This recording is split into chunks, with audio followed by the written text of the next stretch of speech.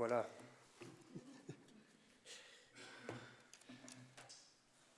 Je veux d'abord commencer par vous dire merci pour ce moment ensemble au début, avec ces chants qu'on chante tous ensemble, avec cette louange qui touche, et de le faire ensemble, de chanter ensemble, c'est là que ça prend tout son sens en fait. On est là ensemble pour proclamer ces vérités, et c'est juste beau de pouvoir le faire en communauté ici dans l'Église.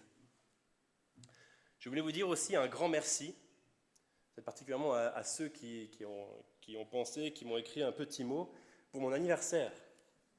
Parce que j'ai eu 30 ans, vendredi dernier, le 14 avril, pardon. J'ai eu 30 ans, et donc merci pour vos attentions, merci pour vos pensées, pour vos prières toujours. Voilà, le cap est passé, il va falloir s'y faire, et se dire qu'on passe maintenant dans l'âge adulte. J'ai eu 30 ans, mais une autre personne qui compte beaucoup pour moi, elle a eu un âge bien plus avancé que moi.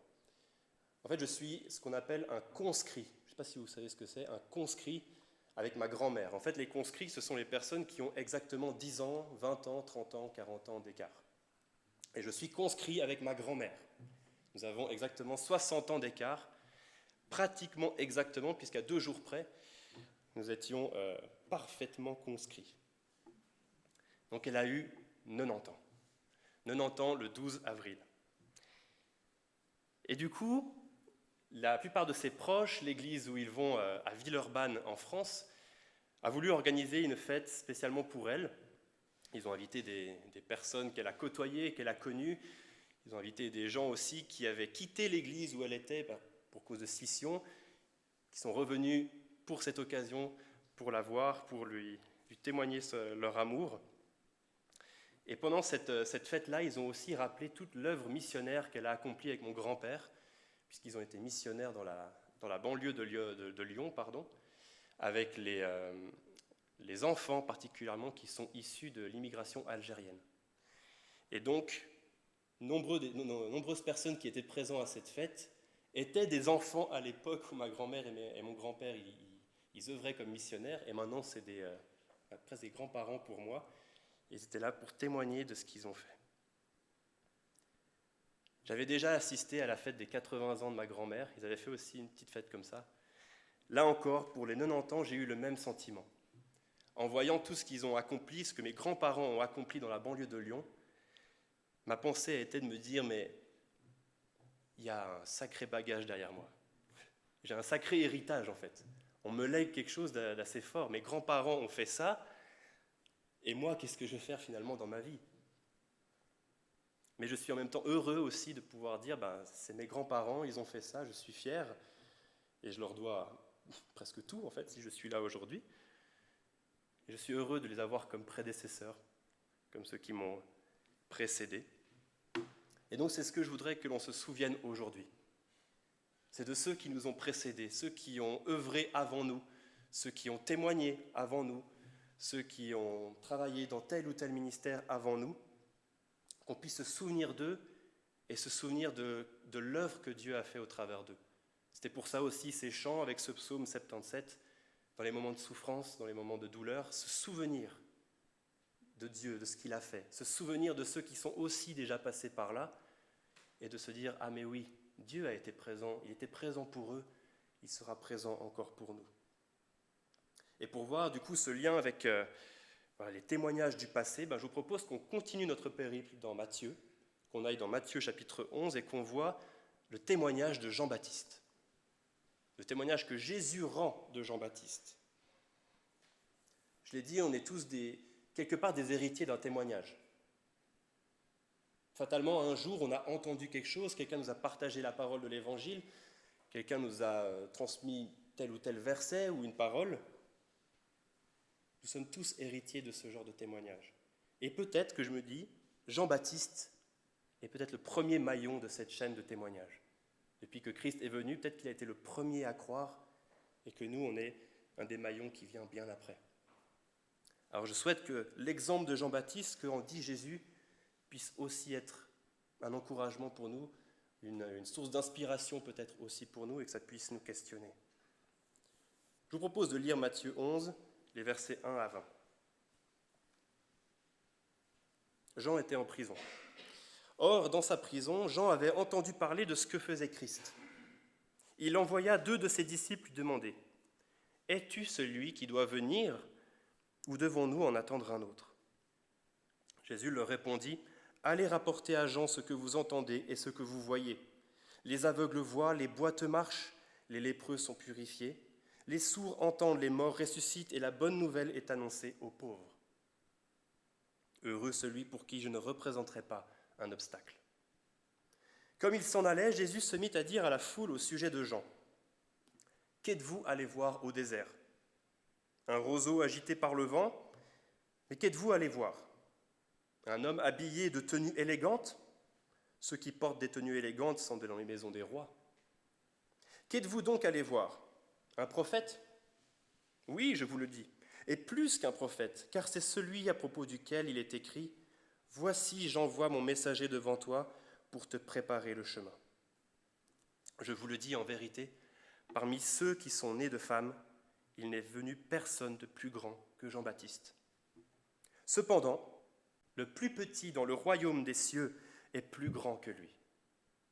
Depuis l'époque de Jean-Baptiste jusqu'à présent, le royaume des cieux est assailli avec force et des violences en emparent. En effet, tous les prophètes de la loi ont prophétisé jusqu'à Jean. Si vous voulez bien l'accepter, c'est lui, ce Élie, qui devait venir. Que celui qui a des oreilles pour entendre, entende. À qui comparerai-je cette génération ? Elle ressemble à des enfants assis sur des places publiques et qui s'adressent à d'autres enfants en disant : « Nous vous avons joué de la flûte et vous n'avez pas dansé. Nous vous avons entonné des chants funèbres et vous ne vous êtes pas lamentés. » En effet, Jean est venu, il ne mange pas et ne boit pas, et l'on dit : il a un démon.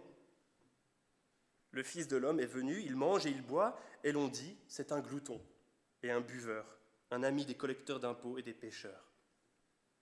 Mais la sagesse a été reconnue juste par ses enfants. Voilà, jusqu'ici la lecture de la parole pour ce matin, avec cet homme Jean-Baptiste et le témoignage qu'il est et que Jésus lui rend sur Jean-Baptiste.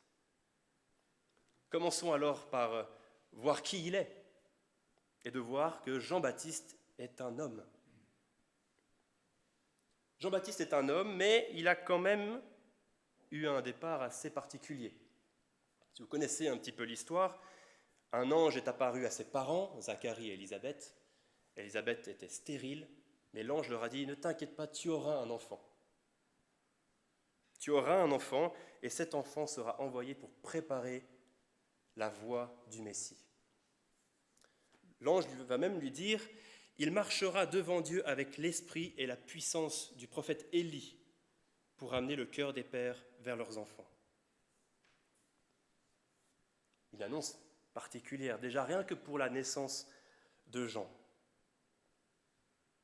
Ensuite, une prophétie parlait de Jean déjà avant. Justement, il est celui qui doit préparer le chemin du serviteur, il est celui qui parle dans le désert. Une prophétie parle de Jean-Baptiste qui doit venir. Jean est aussi un homme pas comme les autres, justement à cause de sa mission. Qui ici pourrait se dire : « Ah mais moi, mon rôle, ça a été de préparer le chemin du Seigneur ?» Peu de monde. Jean-Baptiste a eu vraiment une mission particulière. Donc c'est quand même un homme un peu à part, mais un homme quand même. À quoi est-ce qu'on le voit dans ce texte ? C'est que Jean, il doute. Es-tu celui qui doit venir ou devons-nous en attendre un autre ? Alors il y a eu certaines interprétations qui considéraient que non, ce n'est pas Jean qui doute, parce qu'on voulait prêter à Jean une sorte de perfection, une infaillibilité. Et en fait, il dit, mais c'est pour mes disciples. Ils vont aller demander à Jésus, es-tu celui que nous attendons, es-tu le Messie ? Et Jésus va répondre à ses disciples pour que les disciples de Jean-Baptiste aient la foi. Une interprétation un peu hasardeuse, puisque le texte nous montre que Jean veut s'adresser à Jésus de lui-même, et Jésus lui répond en disant, mais dites à Jean ce que vous voyez, ce que vous entendez. Donc je crois vraiment que c'est Jean-Baptiste qui doute. Et d'ailleurs, c'est bien normal, il n'est pas un homme parfait, il n'est pas infaillible. Un seul homme est parfait et infaillible, ça a été Jésus-Christ. Jean-Baptiste n'a pas besoin d'avoir ces traits-là, il ne peut pas les avoir. Alors Jean, il doute.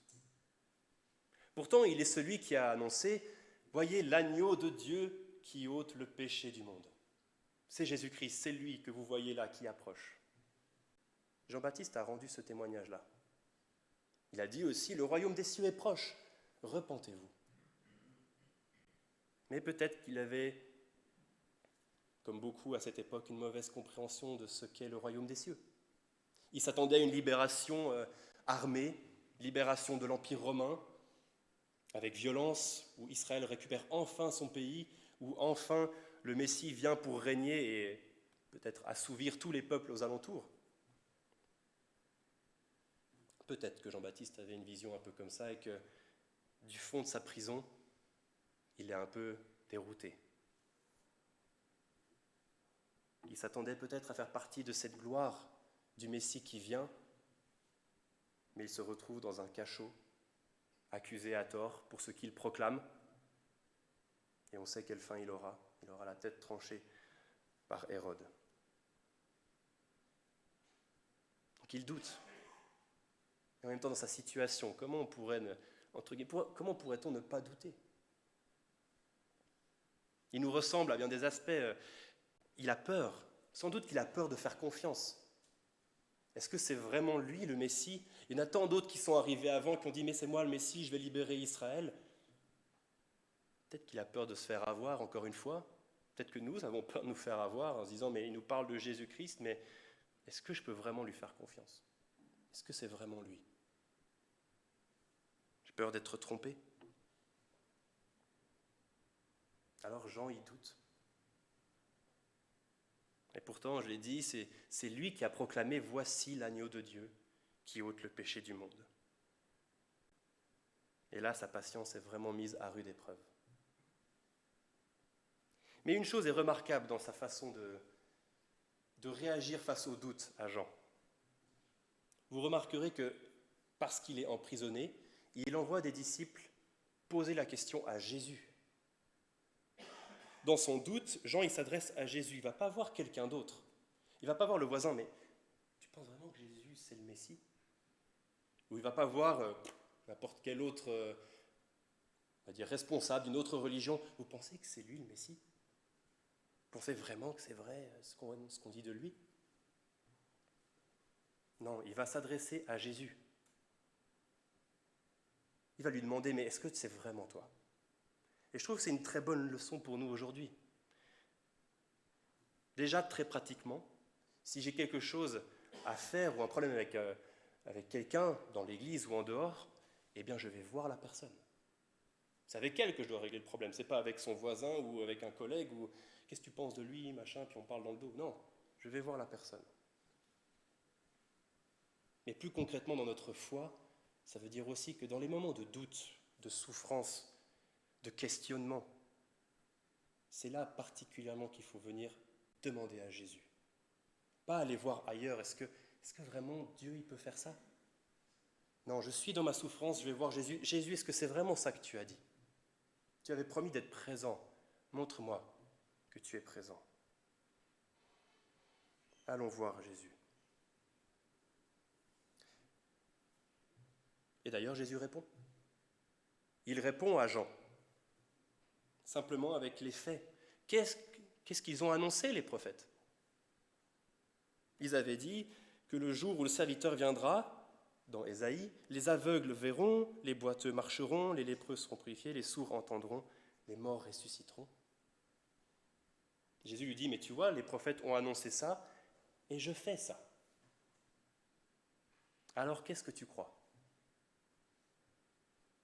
Est-ce que tu préfères croire à ta propre conception du Messie, le conquérant qui libère Israël, ou est-ce que tu préfères croire à ce que je te dis, à ce que la parole dit ou à ce que la parole annonce ?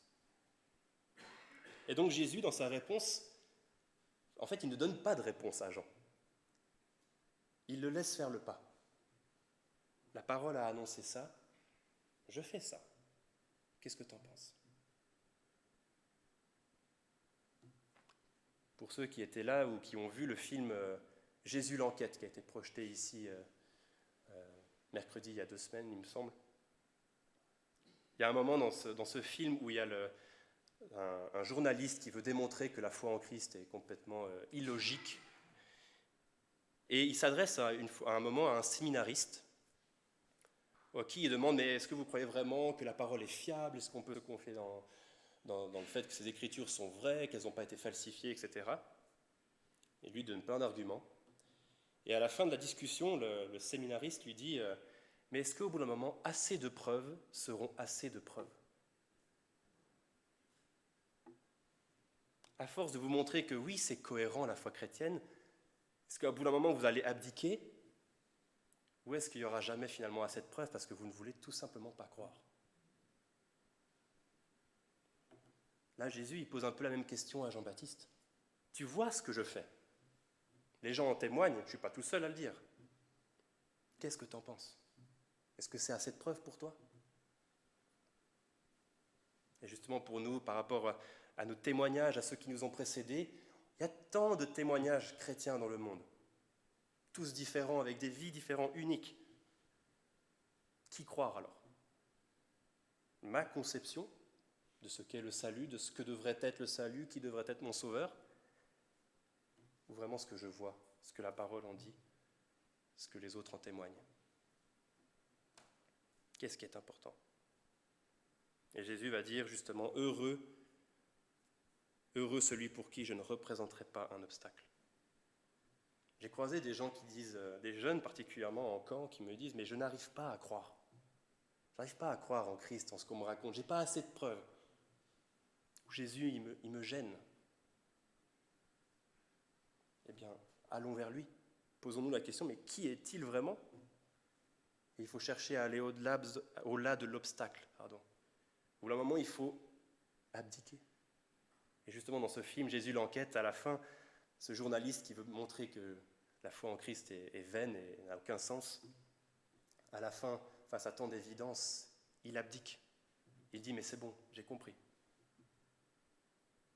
Je crois, Christ, que c'est vrai ce que tu as fait, que tu es vraiment mort. Et pourquoi tu as fait ça? Par amour. Et c'est cet amour qui touche ce journaliste à la fin. C'est une histoire vraie. Donc Jean-Baptiste, c'est un homme, oui, qui a ses doutes, qui a les bons réflexes, et qui va vers Jésus. Maintenant, voyons un peu ce que Jésus va dire de Jean-Baptiste. Parce qu'on voit que là, Jésus s'adresse à des foules, et en tout cas il est en présence de foules. Tout le monde sait globalement que Jean a été arrêté, parce que c'était un prophète reconnu de son temps. D'ailleurs, ça faisait peur à Hérode de le mettre à mort parce qu'il était reconnu comme prophète. Donc tout le monde savait que Jean avait été arrêté. Et là, sans doute, la foule a pu assister à cet échange entre les disciples et Jésus. Il y a Jean qui te demande, est-ce que tu es vraiment le Messie ou est-ce qu'on doit en attendre un autre? Et donc on peut imaginer que les gens qui assistent à ça se posent des questions, mais attendez, ce prophète Jean-Baptiste, ce grand prophète, est-ce que vraiment, en fait, il est infaillible? Est-ce que c'est vraiment un homme de Dieu? Il doute maintenant lui-même que Jésus est le Messie, alors qu'il nous a dit, mais voici l'agneau de Dieu qui ôte le péché du monde. Est-ce qu'on peut encore avoir confiance en Jean-Baptiste? Et alors Jésus, il intervient, et il veut éviter absolument tout malentendu avec la foule. Et je pense qu'il veut aussi nous éviter à nous certains malentendus. Il ne veut pas que Jean soit discrédité, parce qu'il a quand même eu une mission que Dieu lui a confiée, une mission particulière. Et peut-être que ça a été le cas pour vous dans le premier point qu'on vient de voir, Jean-Baptiste qui est un simple homme. Peut-être que ça vous a rassuré de se dire « Ah mais oui, mais même Jean-Baptiste a douté. » Je dois faire amende honorable devant vous. Je sais que dans certaines prédications que j'ai données devant vous, j'ai pu dire par exemple « Mais David était un grand roi, mais aussi un simple homme parce qu'il a péché. Il a commis l'adultère avec Bathsheba et puis il a commis le meurtre d'Uri pour avoir Bathsheba justement. » Et la leçon de ça que je tirais, c'est oui, même les grands hommes de Dieu, ils ont chuté à un moment, et puis ça nous rassure. Ah, si lui il a chuté, ben c'est bon, alors je peux chuter aussi. Mais est-ce que c'est vraiment... Ça m'a repris en fait en travaillant ce texte. Est-ce que c'est vraiment juste de se dire « Ah mais je suis rassuré de voir que mon frère y chute ». C'est gênant quand même. Un frère vient dans l'église et nous dit ouais, tu vois, là, cette semaine, j'ai péché. Ah, super, merci, tu me rassures, moi aussi. ça serait un peu gênant, non? On ne peut pas être rassuré par la chute des autres, non. Soyons plutôt encouragés par tout ce qu'ils ont pu accomplir. Et certes, ils ont chuté parce qu'ils sont humains. Jean-Baptiste était humain. Mais il a accompli de grandes choses. David a accompli de grandes choses, bien plus que ce que je pourrais accomplir. Abraham, lui aussi, a douté. Moïse, il a douté, il n'a pas eu confiance en Christ. Mais ils ont accompli des grandes choses. Alors je préfère être encouragé par ce qu'ils ont fait et me dire, eh bien, je vais essayer d'atteindre la même chose, tant que possible, plutôt que de me dire, ah, mais ça me rassure, ils ont chuté eux aussi. Et Jésus nous rappelle un peu ça. Mais attendez. Qui est Jean-Baptiste? Je vais vous dire qui est Jean-Baptiste. Alors si on va plus loin maintenant dans ce que Jésus veut présenter de Jean-Baptiste, et qu'on essaie de se le représenter. Je ne sais pas comment vous vous représentez Jean-Baptiste, mais la Bible nous le décrit comme portant un habit de peau, comme se nourrissant de sauterelles et de miel. Visiblement, il n'avait pas de maison à proprement dit, il vivait dans des cavernes, etc. Il se nourrissait d'eau de ruisseaux, etc. Ça nous donne tout de suite un portrait assez particulier. Un petit peu, peut-être, homme des cavernes, ermite, on dirait peut-être aujourd'hui, un ermite. Jésus va leur demander, mais est-ce que vous êtes plutôt allé voir un homme avec des tenues élégantes? Non, visiblement pas. Dans sa description, il ne porte pas de manteau élégant, il n'est pas élégant, Jean-Baptiste. Est-ce que c'est une espèce de Bouddha? Je ne sais pas si vous connaissez l'histoire de Bouddha, mais Bouddha était le fils d'un roi, et il a vécu toute sa vie dans un palais cloisonné et privé de toute la souffrance qu'il peut y avoir dans le monde, il vivait dans son confort.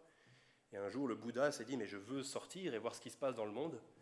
Et il a vu beaucoup de souffrance.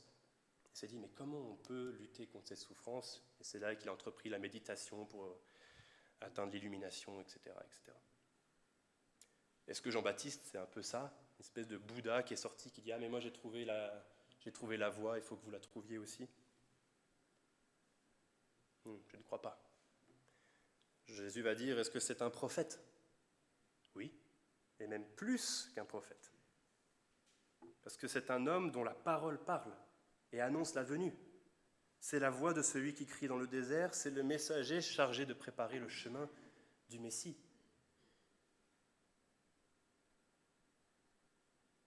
Voilà qui est Jean-Baptiste. Ce n'est pas juste un fou. Il est le plus grand des prophètes de l'Ancien Testament. Jésus va même aller plus loin, il va dire « Jean, c'est le plus grand des hommes. De tous ceux qui sont nés de femmes, donc globalement de tous les hommes, il est le plus grand des hommes. » C'est-à-dire que depuis le début de l'humanité jusqu'à cette parole de Jésus, il n'y a personne de plus grand que Jean-Baptiste. C'est-à-dire que Jean-Baptiste est plus grand que Moïse. Jean-Baptiste, il est plus grand qu'Abraham. Jean-Baptiste, il est plus grand que David. Et pourtant, on parle si peu de Jean-Baptiste dans la Bible, finalement. Assez peu, comparé à Abraham, Moïse, David. Pourquoi est-il le plus grand des hommes? Tout d'abord à cause de sa mission. Une mission particulière, on l'a dit au début, une mission unique, divine, annoncée. Bon nombre justement de ces grands noms de l'Ancien Testament, ils ont reçu des promesses et ils devaient persévérer dans ces promesses. Mais combien ont reçu une responsabilité comme celle de Jean-Baptiste? C'est toi qui vas devoir préparer le chemin du Messie, aplanir les collines, faire les sentiers droits pour le Messie. C'est lui seul. Sa mission le rend particulièrement important. Et d'ailleurs, Jean-Baptiste a pleinement accompli sa mission. À quoi est-ce qu'on peut le voir ? Je pense que ça nécessite un peu d'explication. C'est grâce au verset 12 qui nous dit « Depuis l'époque de Jean-Baptiste jusqu'à présent, le royaume des cieux est assailli avec force et des violences s'en emparent. » Je pense qu'il faut expliquer un peu ce verset parce que si on prend juste ce verset comme ça, déjà il est peut-être un peu flou et surtout on pourrait se dire « Ah mais d'accord, pour avoir le salut, il faut user de violence, il faut aller s'emparer du salut. » Donc, on peut justifier les croisades, on peut justifier toutes les exactions qui sont faites pour forcer les gens à se convertir, puisque c'est avec violence qu'il faut atteindre le salut. Non, tout doux. Non. Il faut faire attention à comment on interprète un texte et on ne peut pas le sortir de son contexte comme ça. Là, il est question de la période où Jean-Baptiste est venu. Depuis que Jean-Baptiste est venu et qu'il a annoncé la venue du royaume des cieux, la venue du Messie. Et qu'est-ce qui se passe depuis que Jean-Baptiste a annoncé ça ? Première des choses, c'est qu'il y a de l'opposition. Les gens s'opposent à ce message, particulièrement les pharisiens. Qu'est-ce qu'il dit lui ? Il a un démon, il raconte n'importe quoi. Comment Dieu pourrait venir comme un agneau et ôter le péché du monde ? Tant d'opposition. Jean a subi l'opposition et Jésus aussi a subi beaucoup d'opposition. Donc en ce sens, le royaume des cieux est assailli. En ce sens, le royaume des cieux, il y a des violents qui veulent s'en emparer par toute l'opposition qu'il peut y avoir. Mais la deuxième chose importante sur ce verset aussi, ça veut dire que ce message annoncé par Jean-Baptiste et par Jésus est tellement important, c'est tellement une bonne nouvelle que ça change des vies. Des gens entendent ça et se disent « Ah mais il faut que je saisisse ce salut alors, je veux rencontrer ce Messie ». Et en ce sens, ils font preuve de violence. En fait, ils sont plutôt vaillants, ils veulent tout donner pour acquérir ce salut. C'est cet homme qui vend tout ce qu'il a pour acheter un terrain avec un trésor dedans. C'est cet homme qui vend tout ce qu'il a pour acheter une perle de grand prix, juste parce qu'elle a de la valeur, cette perle. Ça peut avoir ce sens aussi, le besoin de persévérer pour aller dans ce salut. C'est un peu comme Pierre. Vous savez, Jésus veut laver les pieds de ses disciples, il arrive à Pierre, et Pierre dit « Non, toi tu ne me laveras pas les pieds, c'est toi le Seigneur, moi tu ne me laves pas les pieds. » Jésus va lui dire, mais si je ne te lave pas les pieds, il n'y a pas de communion entre toi et moi. Et Pierre, qui ne se démonte pas, il réagit tout de suite, ah mais alors, lave-moi entièrement. Fais tout, je veux saisir ce salut, fais tout. Je veux une communion avec toi, lave-moi entièrement, voilà. C'est un peu ça. Les violents qui s'emparent du royaume des cieux, c'est, je veux l'atteindre. Je donne tout pour y arriver. Alors Jean-Baptiste a accompli sa mission. Il a préparé la voie pour le Seigneur, au travers de l'opposition et avec persévérance. Et donc il est grand. Il est aussi grand parce qu'il est abaissé. Les premiers seront les derniers seront les premiers. On connaît ce dicton. Jean-Baptiste était vraiment dans l'abaissement total, pas vraiment de vêtements, il se nourrissait de ce qu'il trouvait, pas de richesse, rien pour plaire. Et Jean-Baptiste, c'est lui qui a dit « Il faut qu'il grandisse et que je diminue ». Peut-être que c'est pour ça qu'on parle assez peu de Jean-Baptiste dans la Bible, parce que Jean-Baptiste l'a souhaité, qu'on ne parle pas de moi, qu'on parle de Jésus. Il faut qu'il grandisse et que je diminue. Là, Jean-Baptiste, il parlait de son ministère quand il disait ça. Mais nous, pour nos vies, est-ce que dans nos vies, nous cherchons à ce que nous diminuions et que Christ grandisse ? Est-ce que c'est dans le cœur, dans l'appartement de notre cœur, Jésus, on lui donne la petite chaise dans le coin et puis il est comme ça, je ne touche à rien. Voilà. Ah, il y a une commode là, il ne faut pas que je la touche non plus. Le bibelot là, non plus. Okay. Ou est-ce qu'on dit plutôt, mais fais comme chez toi. Enlève, il y a des choses qui te gênent, cette chaise elle n'est pas bien, enlève-la. Ça, on peut garder, c'est bien, on le garde. Est-ce qu'on laisse toute la place à Jésus pour qu'il grandisse, qu'il prenne vraiment toute la place dans nos cœurs ? Est-ce que nous cherchons à arriver à ce point où nous pourrons dire un jour, ce n'est plus moi qui vis, mais c'est Christ qui vit en moi. C'est là qu'on est nous le plus petit et que Christ est le plus grand. Donc Jésus dit, Jean-Baptiste est le plus grand des hommes. Mais, et ça c'est assez fou, mais pourtant, c'est le plus petit dans le royaume des cieux. C'est dit autrement, c'est dit le plus petit dans le royaume des cieux est plus grand que Jean-Baptiste. Je pense que ça doit être une phrase qui nous fait un petit peu peur. Donc Jean-Baptiste est le plus grand des hommes de tous ceux qui sont nés, il n'y a pas plus grand que lui. Mais dans le royaume des cieux, c'est le plus petit. On a cette tendance facile à se comparer, donc forcément, peut-être que vous calculez dans votre tête, vous vous dites donc, Jean-Baptiste plus grand, donc moi je suis en dessous. Mais si le plus petit dans le royaume des cieux est plus grand que Jean-Baptiste, est-ce que je suis dans le royaume des cieux ?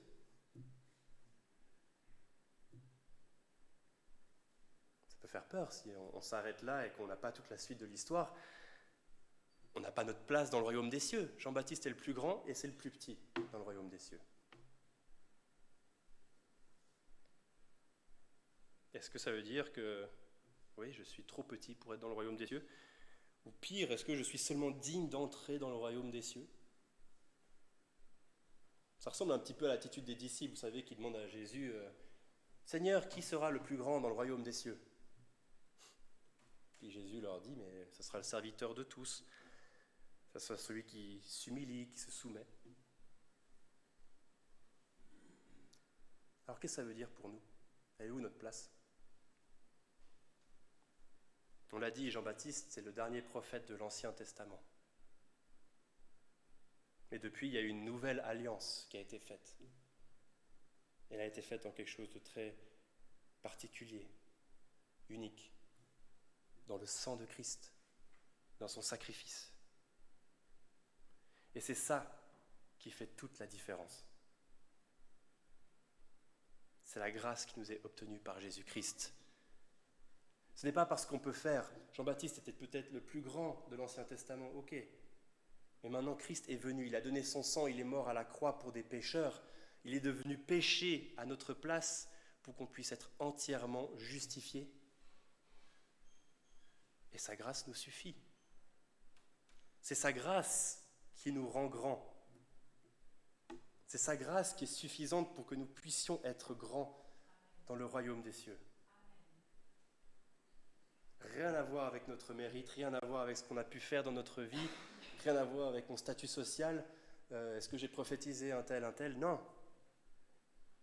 C'est uniquement ce que Christ a fait et pourquoi il est venu. C'est ce que Jean-Baptiste annonce. Voici l'agneau de Dieu qui ôte le péché du monde pour que vous puissiez être avec lui dans le royaume des cieux.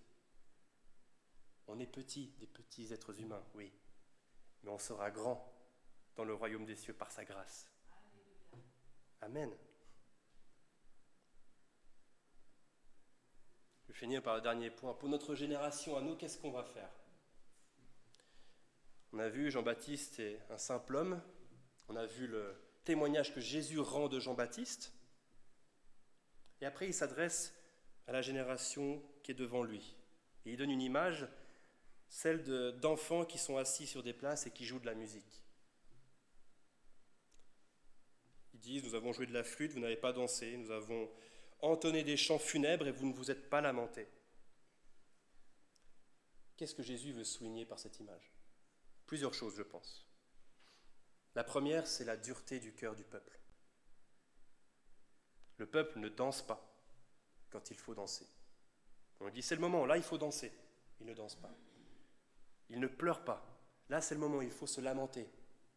Il ne pleure pas. En lien avec le message de Jean-Baptiste, repentez-vous car le royaume des cieux est proche. Ils ne se repentent pas, alors que c'est le moment de le faire. Le cœur est dur. Et on l'a questionné déjà avant. Qu'est-ce qui est le plus important ? Ma conception, ce que je crois, ou ce que la parole va dire ? Qu'aujourd'hui nos cœurs puissent être tendres, pas durs, et entendre ce que le Seigneur veut nous dire. Donc, première chose soulignée, c'est la dureté du cœur du peuple. La deuxième chose importante, c'est la deuxième chose que cette image souligne, qui est grave, c'est la persistance dans le mensonge et dans la mauvaise foi. On connaît peut-être tous une personne qu'on a croisée, école, collègue, etc. Vous savez, c'est cette personne que vous prenez en flagrant délit d'avoir fait quelque chose de mal, mais qui va quand même trouver une excuse. Non, mais c'est pas ce que tu crois, j'ai fait ça, oui, mais en fait, c'est parce que...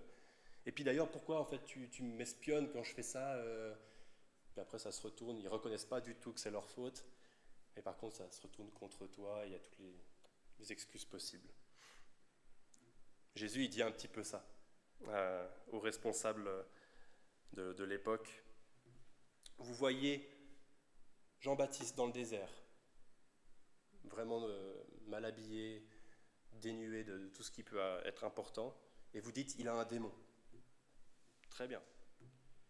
Puis moi, je viens, Jésus vient, je mange, je bois, je suis avec des collecteurs d'impôts et des pécheurs, et vous me dites que je suis un glouton et que je suis un pécheur en quelque sorte. Vous ne voulez pas voir la vérité. C'est ça qu'il dit. Vous ne voulez pas voir la vérité. C'est comme cet épisode où Jésus va guérir un démoniaque. Et les chefs de la loi vont voir ça, ils vont dire « Ah mais oui, mais c'est dans la puissance de Satan qu'il fait ce miracle-là. » Ça veut dire qu'ils reconnaissent le miracle. Ah oui, effectivement, il a bien délivré le démoniaque. Mais c'est par la puissance de Satan. Jésus va souligner bien sûr le non-sens de croire un truc pareil. Mais c'est ça, un cœur dur, la persistance dans le mensonge. La mauvaise foi. Et donc Jésus dénonce ça. Troisième chose qu'il dénonce, c'est l'incohérence justement dans ce qu'il croit. Pour l'un, on va dire c'est un démon qu'il a. Pour l'autre, on va dire mais c'est un glouton, un ami des pécheurs, etc. Soyez cohérents au bout d'un moment. Qu'est-ce que vous voulez ? Qu'un prophète mange et boive ? Non. Sinon c'est un ami des pécheurs. Alors il ne boit pas, il ne mange pas. Non, bah, du coup il a un démon. Il y aura toujours une excuse pour persister dans l'incrédulité. Il y a toujours une bonne excuse pour se dire non mais je ne veux pas croire parce qu'il y a ça. Mais au bout d'un moment, comme on l'a dit, il faut abdiquer. Cesser d'être dans l'incrédulité et se dire mais oui je veux croire maintenant parce que je fais face à l'évidence. Je ne veux pas chercher encore la petite bête, le petit truc qui ne me va pas, mais je veux croire dans le message de l'Évangile. Dernière chose avec cette image que Jésus nous donne, c'est que heureusement, certains comprennent son message, certains comprennent la bonne nouvelle et la saisissent. Et c'est même dit que c'est à cela que l'on reconnaîtra ses enfants. La sagesse a été reconnue juste par ses enfants. Alors qu'est-ce qui fait qu'on est enfant de Dieu ? Est-ce que l'on croit à l'annonce de Jean-Baptiste que cet homme-là est l'agneau de Dieu qui ôte le péché du monde ? Il meurt à la croix pour prendre le péché du monde. Il ressuscite pour vaincre le péché du monde. Et c'est simplement celui qui reconnaît ça comme vrai, comme juste, qui est un enfant de Dieu. C'est aussi simple que ça.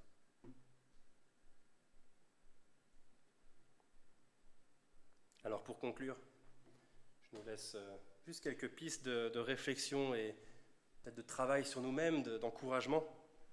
Première des choses, c'est soyons persévérants comme Jean-Baptiste. Soyons pas rassurés par ses chutes, mais plutôt persévérants comme lui. Et essayons d'atteindre ce qu'il a pu faire de grand, que chacun ici puisse faire des choses grandes. Et vous en avez fait, c'est certain, dans vos vies, pour le Seigneur. Quand il y aura une chute, il y a aussi le relèvement. Courons pour saisir ce prix. Deuxième des choses, c'est si aujourd'hui l'un d'entre vous se pose des questions sur Christ, n'allez pas voir ailleurs. N'allez pas chercher une réponse par rapport à la foi en Christ ailleurs. Venez à Christ. Posez-lui la question. Comment on peut faire ça ? Par un ami chrétien, un aîné dans la foi, qui a une certaine expérience de ce que Dieu fait dans la vie des gens. La lecture de la parole, elle est fiable cette parole. Par la prière, on peut prier et demander au Seigneur, mais révèle-toi à moi, explique-moi, je ne comprends pas, je n'arrive pas à croire. Explique-moi le mystère de ta grâce. Dieu peut y répondre. Autre chose, souvenons-nous alors de ceux qui nous ont précédés. Souvenons-nous des témoignages du passé, comme Jean-Baptiste qui a rendu le premier témoignage pour Christ. Ne soyons pas rassurés par leur chute, mais soyons plutôt motivés à marcher comme ils ont marché, comme ils sont des exemples pour nous. Cherchons aussi à imiter Christ comme ils ont cherché à le faire, ceux qui nous ont précédés. Soyons cohérents avec ce que nous croyons. Qu'on puisse reconnaître quand le Seigneur nous parle. On a parlé du salut en Christ, il nous pardonne tout notre péché. Alors si un frère a quelque chose contre moi, Dieu est en train de me dire, mais tu dois pardonner aussi. Il faut que je sois cohérent avec ce que je crois. Si Dieu me pardonne tous mes péchés, je dois pouvoir pardonner, demander pardon pour mon propre péché. Laissons-nous transformer par son esprit.